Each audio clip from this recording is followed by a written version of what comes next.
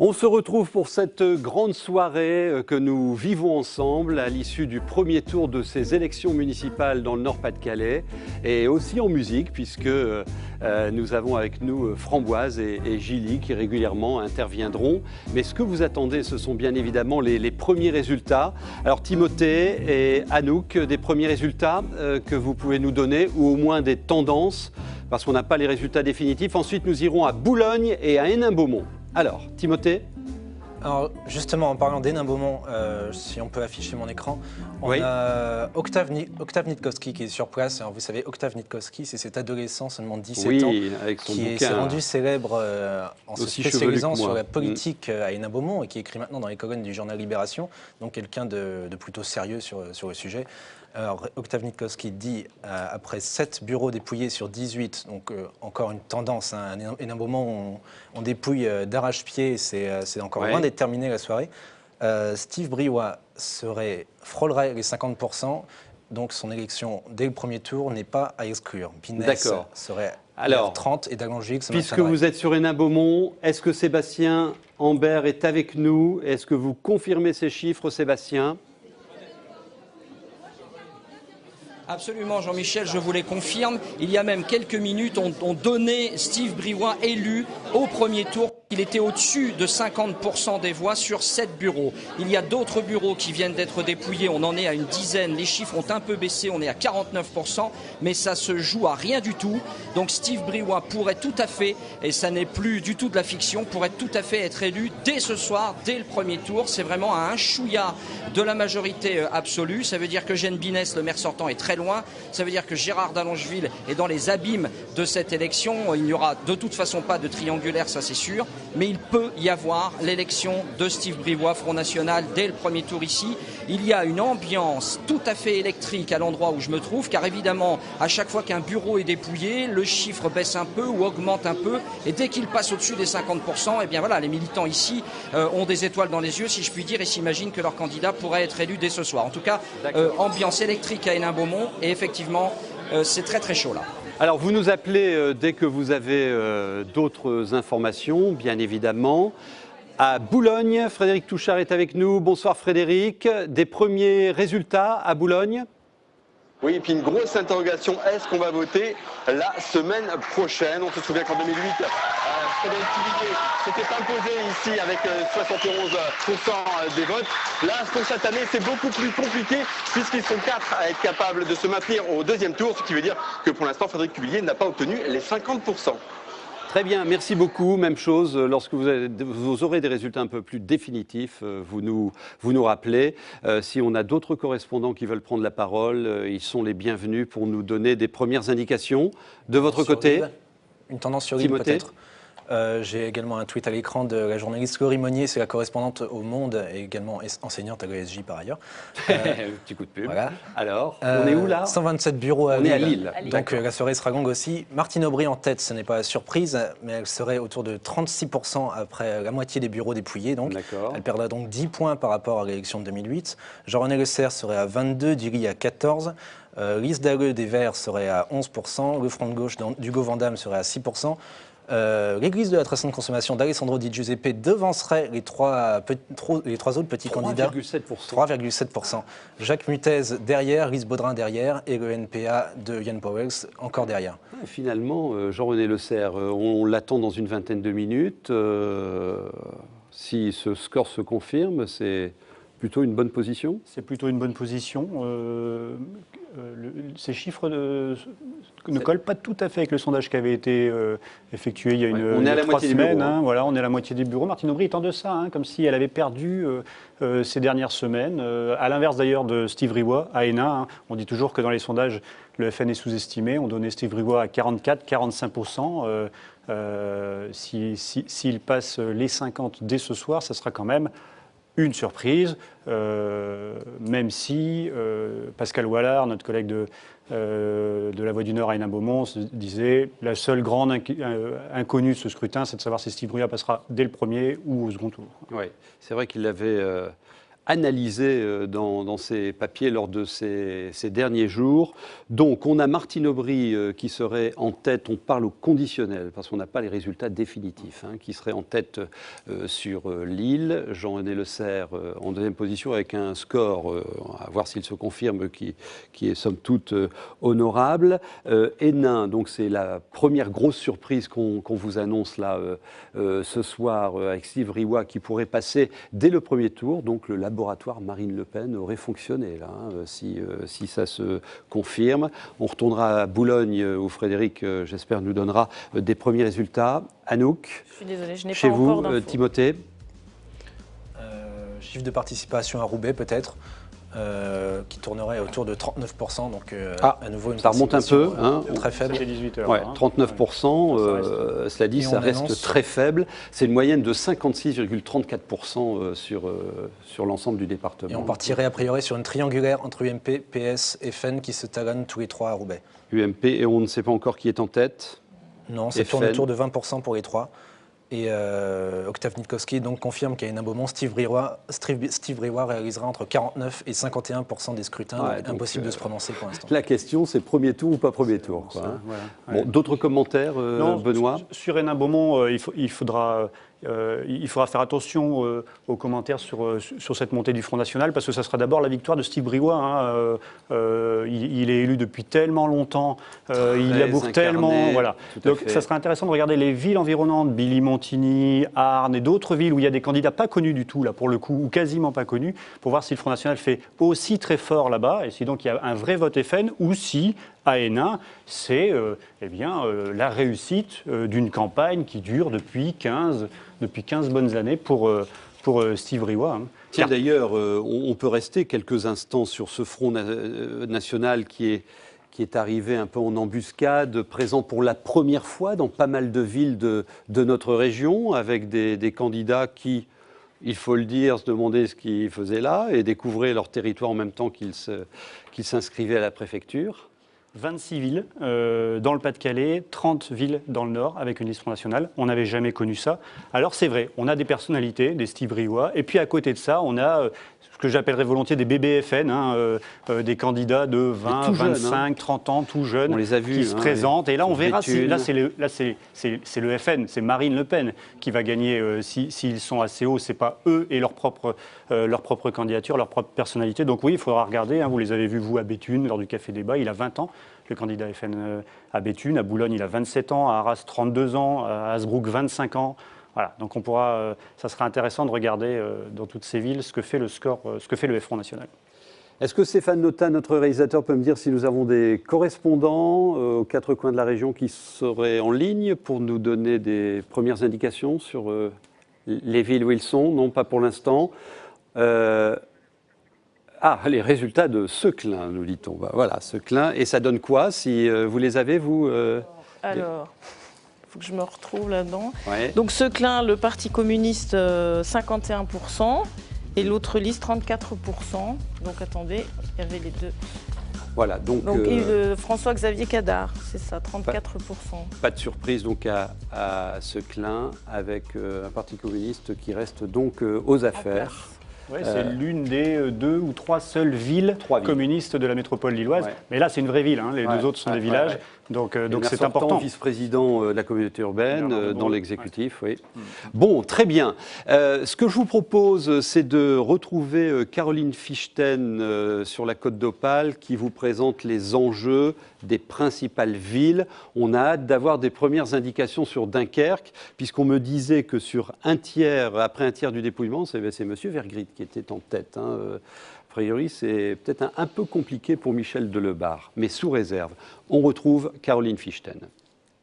La question qui se pose ici à Dunkerque, c'est passera ou ne repassera pas. Le maire sortant, Michel Delebarre, avait été élu en 2008 avec 57,54% des voix et ça ne sera vraisemblablement pas le cas cette année. Face à lui, il y a un ancien adjoint, Patrice Vergrit, qui devrait emporter pas mal de voix sur la gauche. À droite de l'échiquier politique, il y a Philippe Emery pour le Front National, déjà conseiller municipal d'opposition et qui avait obtenu 11% des voix en 2008. Enfin, autre interrogation à Dunkerque, le score que pourrait faire le tout jeune UMP, Antoine Dier, se débarquer de Lambersart. Bref, les jeux sont ouverts à Dunkerque, tout comme à Calais d'ailleurs, sur le littoral. La maire sortante UMP, Natacha Bouchard, a face à elle l'ancien maire communiste Jackie Hénin. Mais les voix de gauche seront divisées avec celles pour Yann Capet, le pote du Parti socialiste. Enfin, les voix à Calais devraient être nombreuses pour le Front national, représenté par Françoise Vernald. Et ces quatre-là pourraient bien se retrouver au second tour pour ce que l'on appelle une quadrangulaire. Enfin, plus au sud, sur le littoral, à Boulogne-sur-Mer, l'interrogation, c'est celle du score que pourrait faire Frédéric Cuvillier, l'actuel ministre des Transports. Il était passé dès le premier tour en 2008 avec 71% des voix. S'il est élu à nouveau cette année, ce ne sera de toute façon pas lui qui occupera la place de maire, mais son actuelle adjointe qui occupe le maire depuis qu'il est au gouvernement, Mireille Ingré-Sereda. Bref, sur le littoral, tout est ouvert. Alors qu'il est, les jeux sont faits, les dés sont jetés. Il faut encore patienter un peu pour obtenir les premiers résultats. Très bien. Je vous donne les résultats de Douai qui viennent d'arriver, où nous aurons une quadrangulaire. Alors c'est Frédéric Chéreau, le candidat PS, qui arrive en tête avec 30,42%, suivi de Françoise Prouveau, successeur de M. Vernier, et elle affiche un résultat de 27,28%. Troisième, Guy Cagny, qui devrait nous rejoindre aussi vers 21h30 pour s'exprimer au nom du Front National. C'est donc le candidat du Front National à Douai avec 18,95%. Et d'hiver droite, Marie-Hélène Quatrebeuf, qui était donc dans la liste de la majorité sortante et qui a fait dissidence avec M. Vernier. Et elle est à 13,49% d'hiver droite. Donc le Parti socialiste en tête, la succession Vernier... oui, ça va être plus compliqué que ça. Et Marie-Hélène Quatrebeuf qui avait provoqué une grosse colère de Jean-François Copé quand elle avait décidé de poser sa candidature contre l'avis de son parti, l'UMP. Les conséquences sont là. L'UMP qui a cette ville depuis... Jacques Vernier était élu depuis 31 ans, donc c'est quand même... c'est un monument dans cette commune. Son héritière, la femme qu'il a désignée pour lui succéder, Françoise Prouveau, se retrouve avec deuxième seulement, à 3 points du candidat socialiste, dans un contexte national où PS va avoir du mal. Donc, c'est pas très bon, effectivement. D'autres résultats, Anouk ? Un chiffre pour Tourcoing, donc définitif. Alors, ce serait une triangulaire, parce que Gérald Darmanin, 37,69%. La liste FN, Jean-François Bloch, 17,52%. Et la liste Union de la gauche, Michel-François Delannoy, 39,25%. Donc, il ne réédite pas son élection au premier tour de 2008, comme il l'avait fait. Aussi grosse surprise, Gérald Darmanin qui talonne Michel-François Delannoy à Tourcoing. Il vient de tweeter lui-même le résultat il y a 5 minutes. Là. Vive Tourcoing, 37,7% des résultats, des voix. Merci à tous, on va gagner. Il faut rappeler que Tourcoing, c'est un enjeu crucial dans la conquête éventuelle de l'intercommunalité par la droite. Et le plus jeune député de France, Gérald Darmanin, qui affiche un score... on s'attendait à ce que ça ne passe pas au premier tour, mais là, une position forte. À Loin, juste à côté très important, à Luin. Alors là, c'est... Question de succession, là-bas. Oui, tout à fait. Et donc, Gustave Dassonville de l'UMP, 40,44%. Et le socialiste Laurent Corre, 35,75%. Ouais, donc là, pareil, la succession s'annonce compliquée. Je vous propose d'aller à Saint-Omer. Saint-Omer, oui, allez-y. Donc ça, on va à Le Portel, là, dans le Pas-de-Calais. Ouais. Donc là-bas, le maire sortant, Feutry, est battu. Et c'est Olivier Barbarin qui gagne au premier tour. Très bien. Une ville que le Parti socialiste rêvait de reprendre à Boulogne, donc une campagne dure là-bas.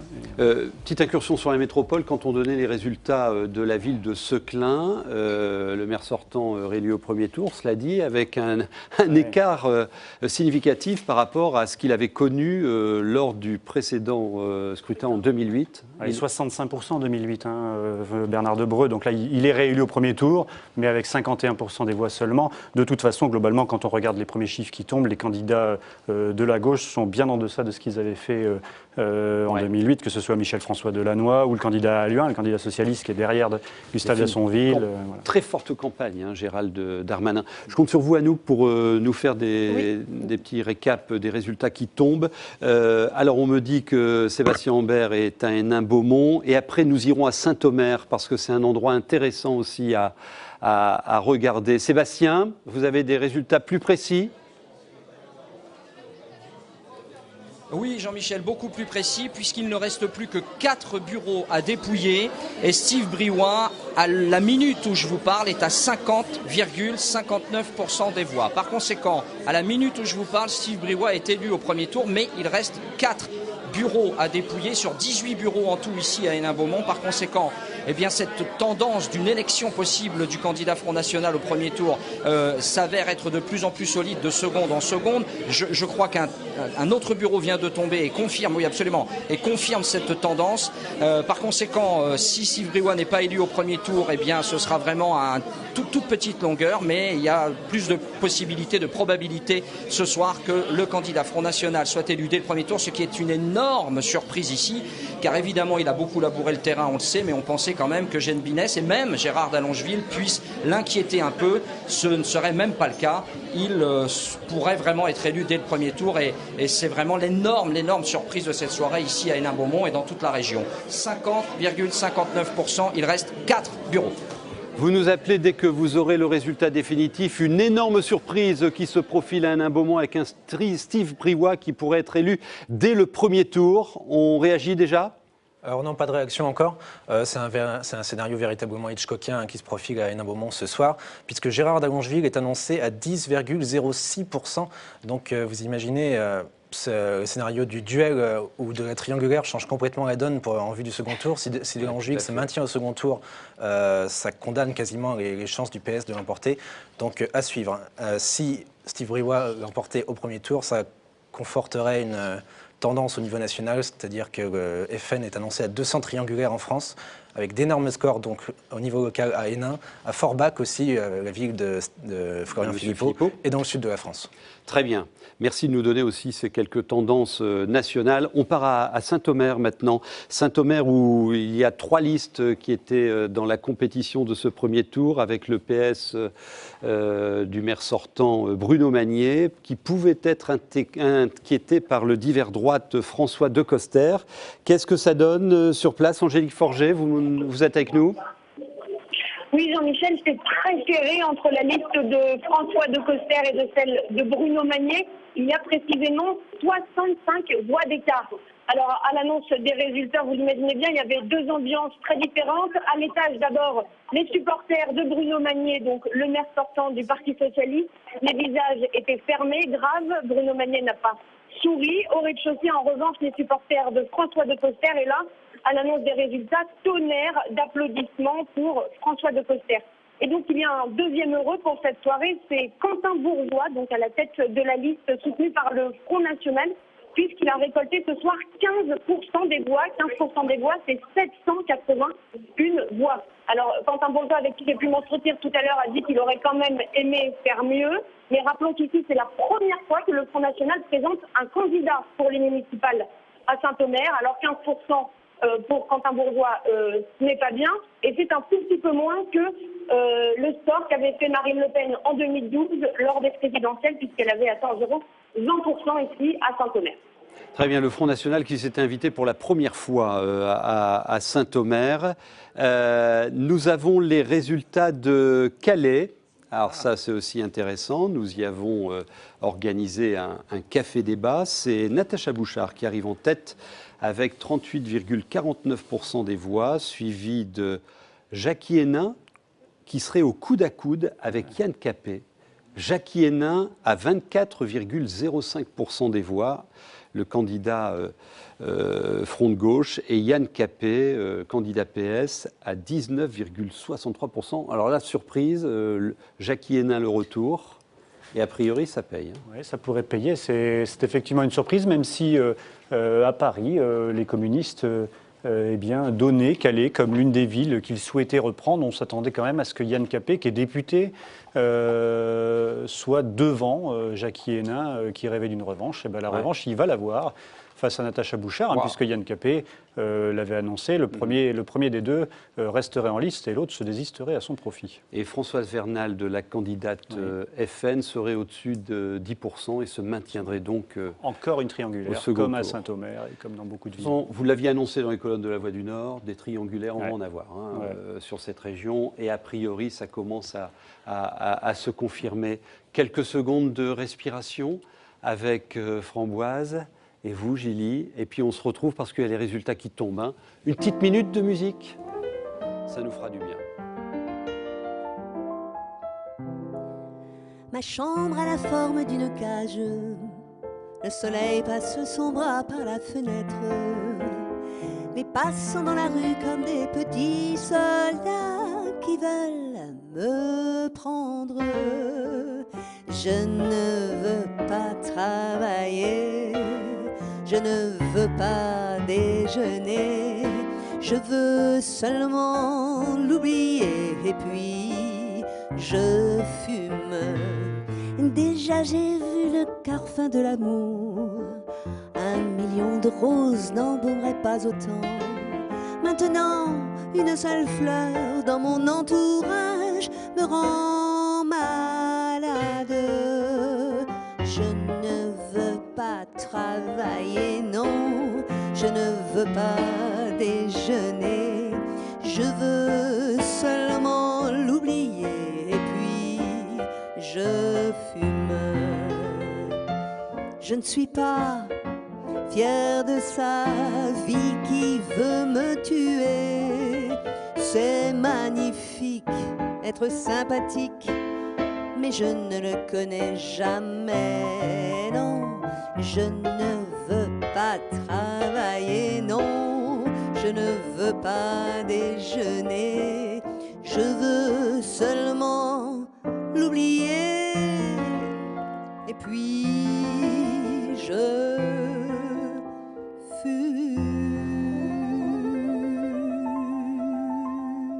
Merci beaucoup. Ben nous, on travaille pour vous ce soir et ça nous fait bien plaisir de passer cette soirée en votre compagnie pour vous faire vivre sur WEO et Opale TV l'ensemble des résultats de notre région. Je vous donne une première tendance nationale.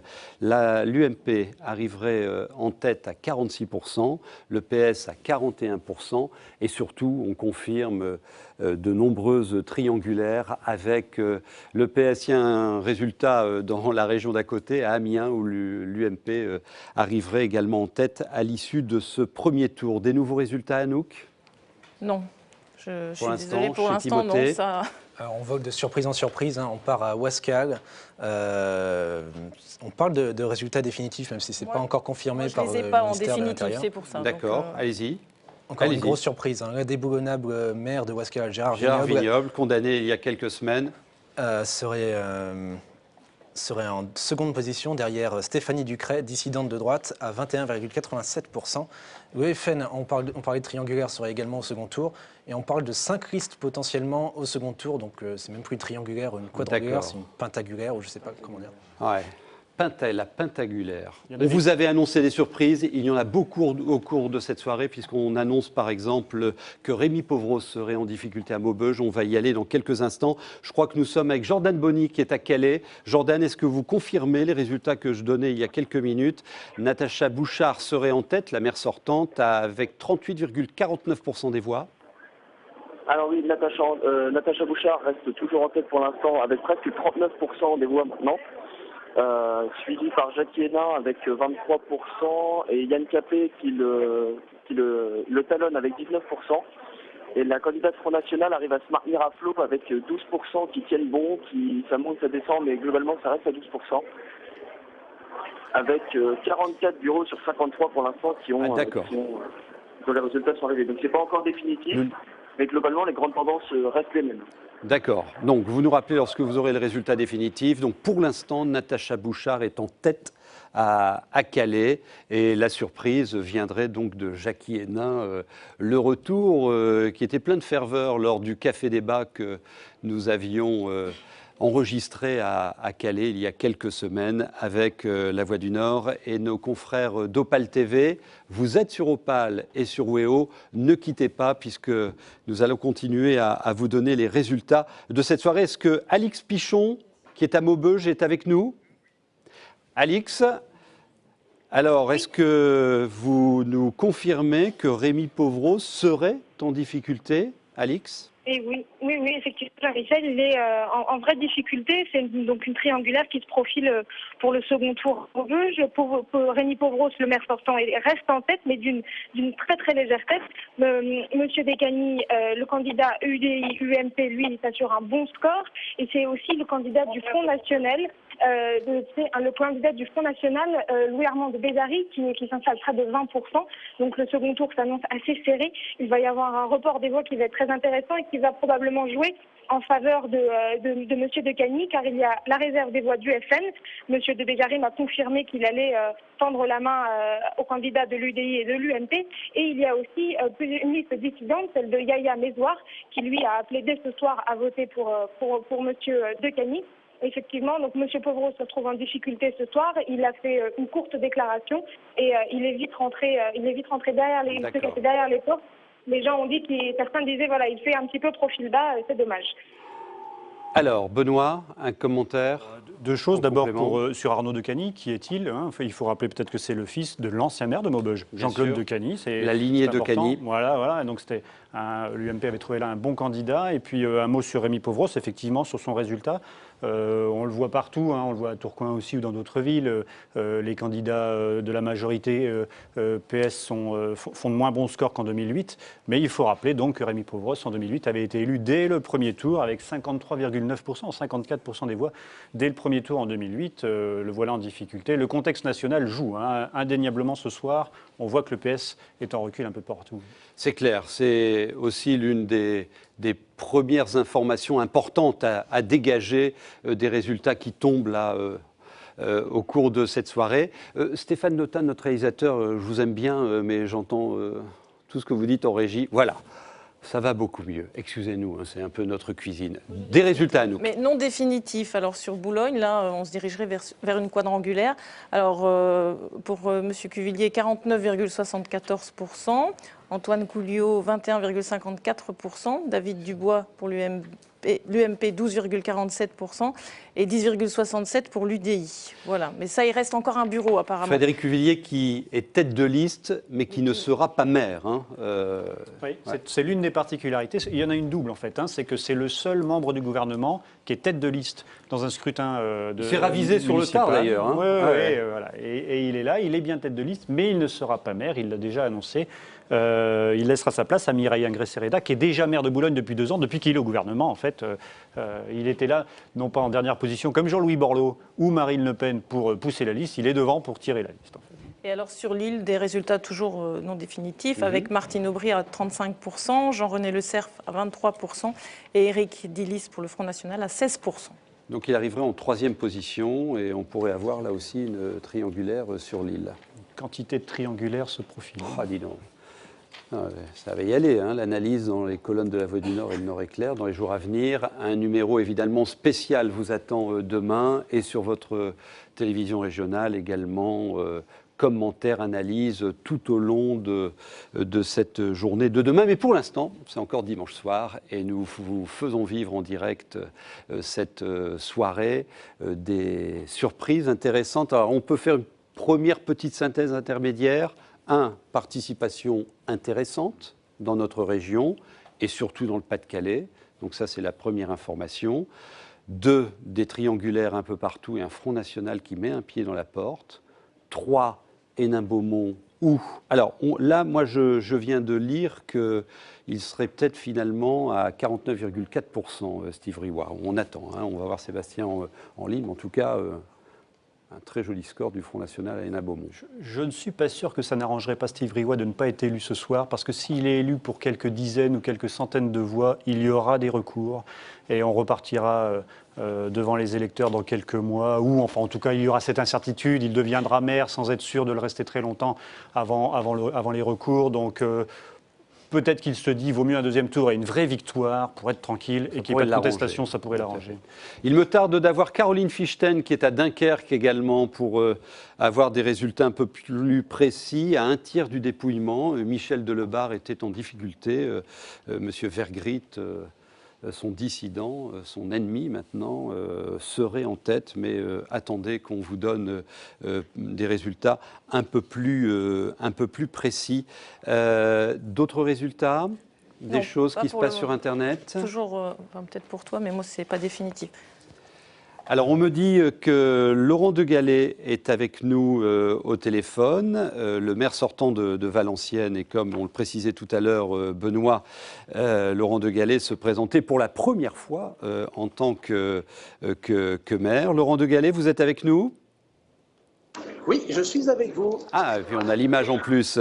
Est-ce que vous pouvez nous donner des chiffres précis, oui, voire définitifs sur les résultats? Ah oui, définitif. Alors, exprimé donc 53,26% de participation. Le candidat du Front National, 10,56. Jean-Claude Dulieu pour le Parti communiste, 12,45. Didier Legrand, 19,28%. Dominique Slavolevski, 1,52. Jean-Luc Chagnon, 8,96 pour le Parti socialiste. Et moi-même, 47,20%. 47,20%. Votre premier commentaire sur ce score? Écoutez, avec 4 listes de droite qui concouraient ce soir, je pense qu'on peut être vraiment très satisfait, heureux, ravi. Voilà, qu'il reste une petite marche à franchir pour fêter tous ensemble la victoire la semaine prochaine. Donc, si on regarde les scores, on pourrait avoir une triangulaire, voire, excusez-moi, il y a un score que je n'ai pas bien compris, qui était celui de M. Legrand, une quadrangulaire. Comment Quadrangulaire, on est d'accord. Ouais, donc on pourrait avoir une quadrangulaire. Je suppose que vous allez discuter dans les minutes qui viennent avec M. Legrand. Oh non, je pense pas, non. Non, c'est pas prévu au programme. On a fait une très belle campagne avec toute l'équipe et on va poursuivre cette campagne avec la même équipe.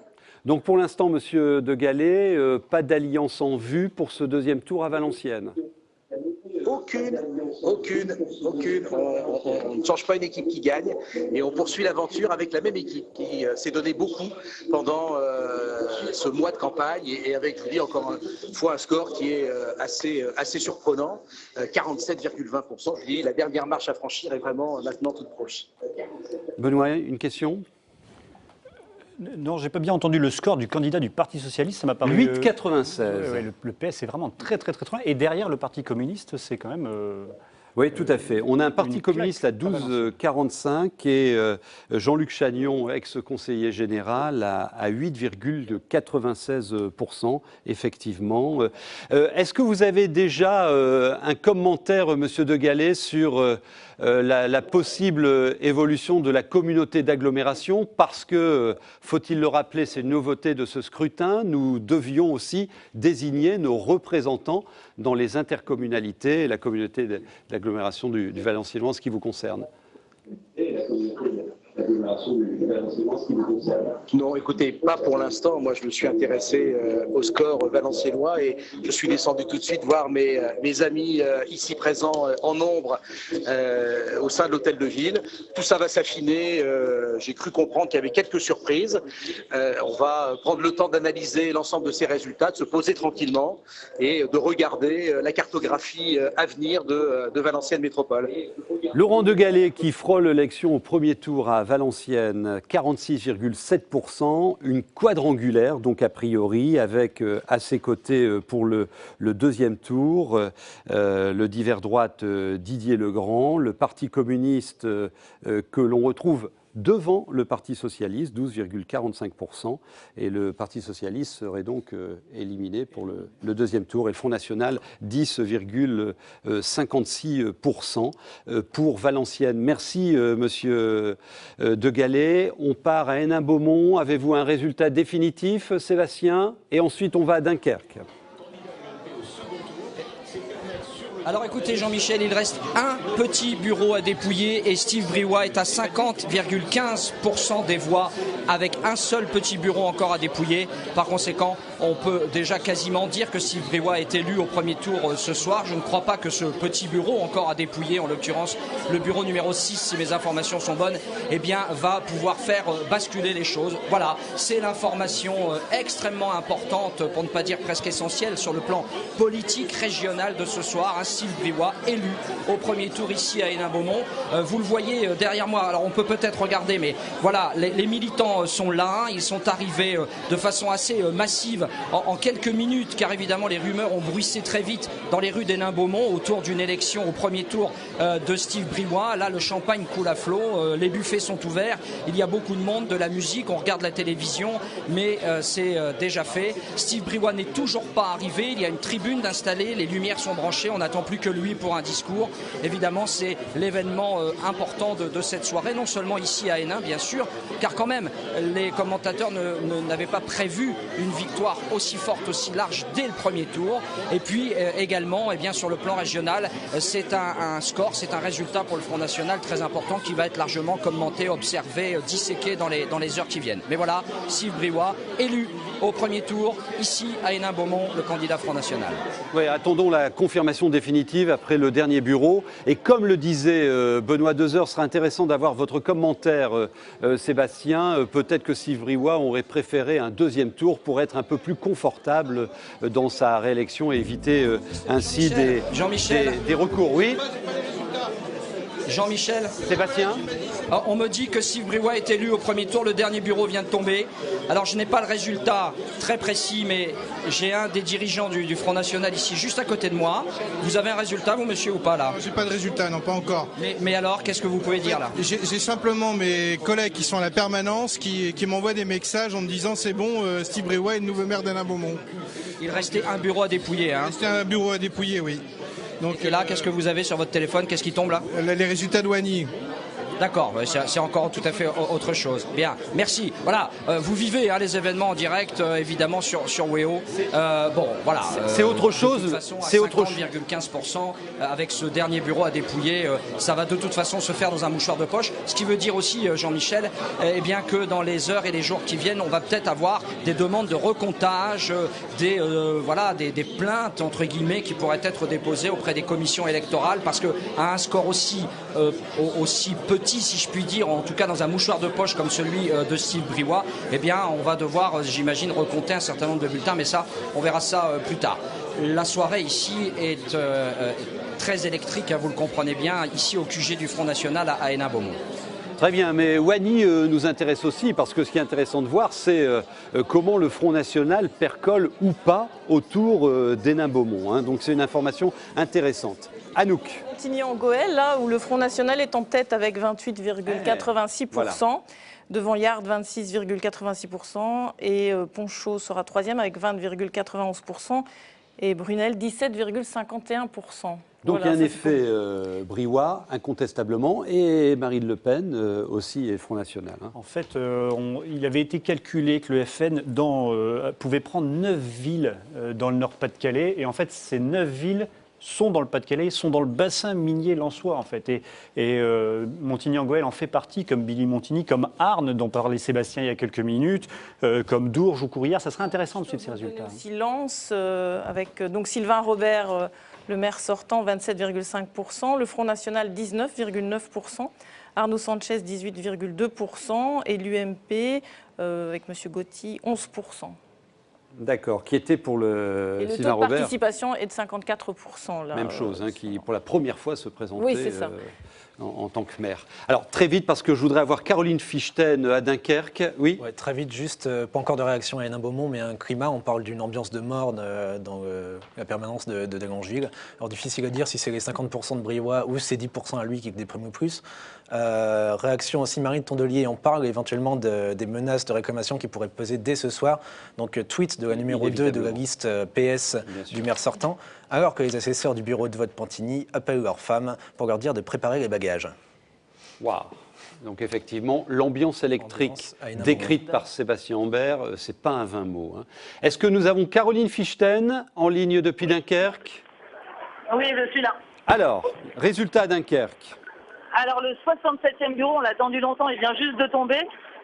En tête, on a Patrice Vergrit, donc devant Michel Delebarre. Patrice Vergrit avec 36,05% des voix, suivi par Michel Delebarre, 28,86% des voix. Le Front National, Philippe Emery, arrive en troisième position avec 22,59% des voix.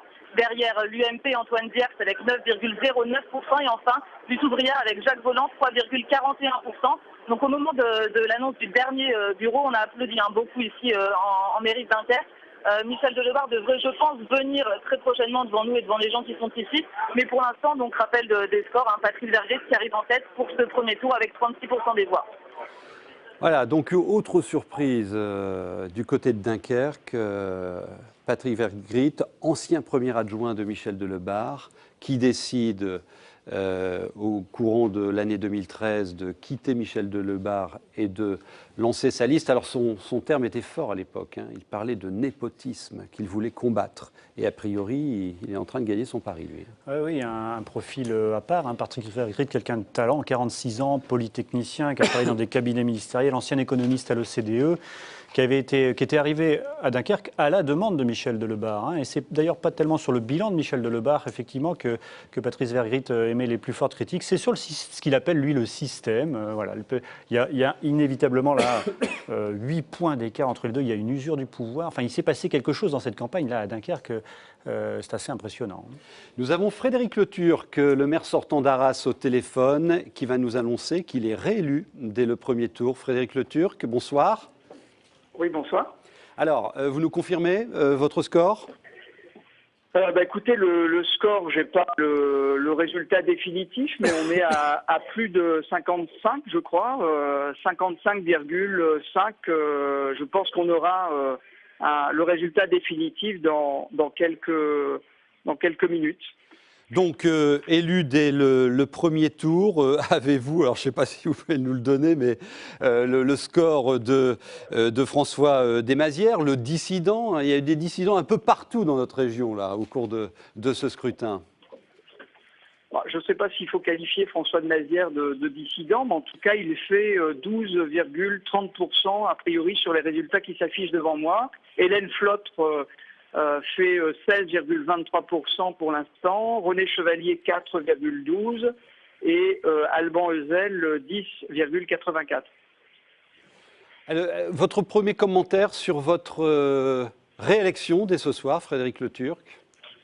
Je pense que c'est en fait le résultat d'un engagement, d'un travail pour la ville qui est un travail d'équipe et c'est aussi tout ce travail que l'on fait finalement, non pas simplement en équipe, mais aussi avec l'ensemble des Arageois. Et je pense qu'aujourd'hui, ils ont simplement voulu encourager un engagement de candidats qui sont tous d'abord engagés pour leur ville et pas engagés en fait pour une officine politique.